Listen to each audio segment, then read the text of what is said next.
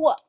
But what if I was pregnant? Here are 8 things that I'm worried about before I get pregnant as a blind woman. Number 1, bumping into things with my bump. I've had nightmares about this. I just have these reoccurring dreams where I go bump first into a door and then I lose the baby. I don't know whether that's dramatic, but I think it's just a thing at the back of my mind that I'm honestly terrified about. And I know that I can put things in place and precautions in place. Like, I probably won't do this, and I always use my cane.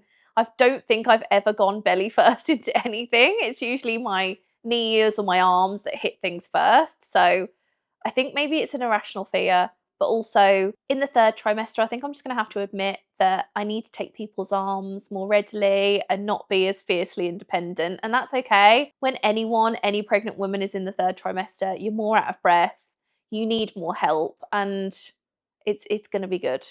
It's going to be okay. I'm telling myself that now. 2, not being able to see a pregnancy test. I've done quite a few videos on this topic over the years. It's something that I'm constantly thinking about. There is actually a ability on Be My Eyes, mainly on the Be My AI section, where I take a photo of things in my house and then AI tells me what I can see through my phone's camera. But they also have a specialised help tab, and Clear Blue are on there, and you can ring them within the hours that it states on the app to talk to them about your pregnancy test. But for me, I've done that and it still doesn't feel, like I've got my vision. Like, I can just squirrel away in the bathroom, look at the pregnancy test myself, and then tell my partner independently. That for me would be true independence, and we're not there yet. I can take a photo, but as we all know, with AI, it does hallucinate a little bit still. I'm sure we'll get to a place in probably only 6 months, to be honest, where hopefully it just will tell you for certain.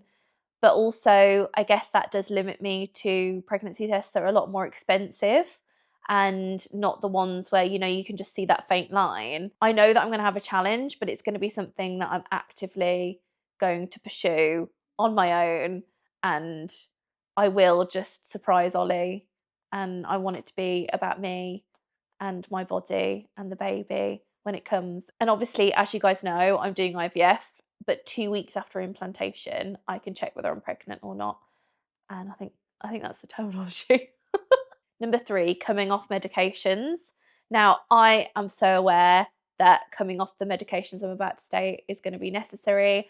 And as I'm talking to you, I haven't spoken to my consultant or doctor or midwife, so I'm obviously going to get a more nuanced take from them, and they may say to me or give me different advice. So this is just from other pregnant people who I've spoken to and also online. So please do not take my advice on any of this. I'm not a doctor. Take it with a pinch of salt what I'm about to say. This is just obviously my worries going into it, and I know that I'm a person that doesn't know too much about this topic yet, but I'm going to learn. And I guess that's why I'm making a worries video, because I just want to get all of my worries out there, get it off my chest, and then when it's out in the universe, I can then put it to bed in my head and just make sure that I'm going into this with a happy mental health state. So coming off my antidepressants, I'm on sertraline, have been for 3 years now. Over the whole of my life, since I lost my eyesight at 17, I've come off and on them in different periods, and they just stabilise my bad blind days. I'm worried about those. And also around my period, PMS time, I just get really low. And obviously I'm going to have a lot of hormones pumped into me when I have IVF. So it is a worry. But there we go. We move. We've got a good support network. Botox, not having that for head pain and also anti-wrinkle. I have had my last injection a month ago. I'm just making sure that there's a lot of time between having my last Botox injection and getting pregnant via IVF. But yeah, I am not in the stage where it's giving me eye pain because it's still working a little bit. I have some movement, but yeah, that is something I worry about. And maybe I think I might go to acupuncture to solve that. 4, not being able to see if I'm bleeding abnormally. This is something I worry about anyway, just in my general health. My husband is so beautiful. You guys know Ollie Bobs. He's been on the channel so much. He tells me when I'm on my period most of the time, and also you can tell via cramps. So I guess as a blind woman, I have to trust my body and the sensations it's giving me even more. And a big part of that is not getting too stressed, because when I'm stressed, I cannot be in tune with my body. It's like all of us, right? Like the more stressed we get, the more we just don't listen to our bodies. And my New Year's resolution with 2025 was say no to more things and find my inner peace. And I really have done that. 5, my new baby integrating with guide dog Miss Molly. This one isn't a massive worry. It just is a little niggle. Like, Miss Molly has been my little baby for several years now, and so has Miss Olga.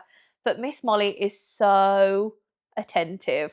She does get a bit jealous when I'm with my little niece Riley. I think what we'll do is change the behaviour around the dogs a few months in advance as I'm pregnant, so they don't associate the new sleeping position or anything that we do change with my newborn, and then I think it should be okay. And also the other little niggle in my mind is pram training. I think Miss Molly's going to smash it though. I think she's going to be amazing, but I think I need to get a pram literally as I'm pregnant, in the very first stages, so I can get my mobility instructor round and doing pram training with me and Miss Moles. I'm kind of scared. Number 6, morning sickness when I'm out and about, because disabled toilets are vile. You guys have probably seen different shorts I've made over the years on disabled toilets around and about the UK. They are grim. I don't know what it is, but the gendered toilets in most establishments are way cleaner than the disabled toilet in the same location. I mean, this is a little petition. Right here, right now, I am stating, please clean them at the same rate, guys, because the amount of times I've been into disabled loos, I have to bring me Dettol wipes. I do love them. I have like my little granny pack of all of my different things, and it's only going to grow when I have a child, and at least then I'll have like a whole nappy pack with it. But it does worry me. And a lot of the time, I am so worried about going into disabled toilets on my own. I'm so lucky that I work with my husband and my sister, and my mama, and they're very attentive, and most of the time I am with them. But whenever I do go in disabled toilets on my own, they just stink. And I'm really worried about the fact that I'll need to vom, and going in them is just not going to be a pleasant experience. I'm just going to have to hold my nose. Number 7, not being able to see baby scans. It's something that I worry about. I know there's 3D scans though, and I know that that is a thing. But often in the NHS scans, you can't hear the heartbeat. They don't play it. I'm hoping they'll make an exception for me, and it's something that we can all chat about around the time, and I'll document that journey. But yeah, I think it's just the yearning and the missing the ability to see it, and something that when I was younger, Lucy, I had 17 years of sight dreaming about that moment of seeing my baby scan, and it's not something I'm going to be able to do. And obviously there was different aspects of my wedding that I couldn't do, and it was still a gorgeous day, but there is that pang of sadness. So yeah, I know there's Canon printing. I don't know if you guys saw the campaign I did with Canon a year back with their new raised prints, and then also there's different things you can do. Ollie even has a 3D printer here, so I'll be well catered for, but it's something that it still worries me. So those were the worries that I had on the top of my head today, guys. I'm sure I'll have even more when I'm pregnant, and even more when I'm actually a mother. I have heard from my own mother, so she's well qualified to state this to me, but she never stops worrying, and I'm nearly 30 and she hasn't stopped worrying about me, so I'm sure there will be lots of worry to come. And I've always been told that I'm a bit of a worrier from even like 3 years old. I was the one worrying. I am the worrier in my family. Take a drink every time I say worry. Anyway, guys, thank you so much for listening and watching this video, and I will see you next week for a new one. Bye.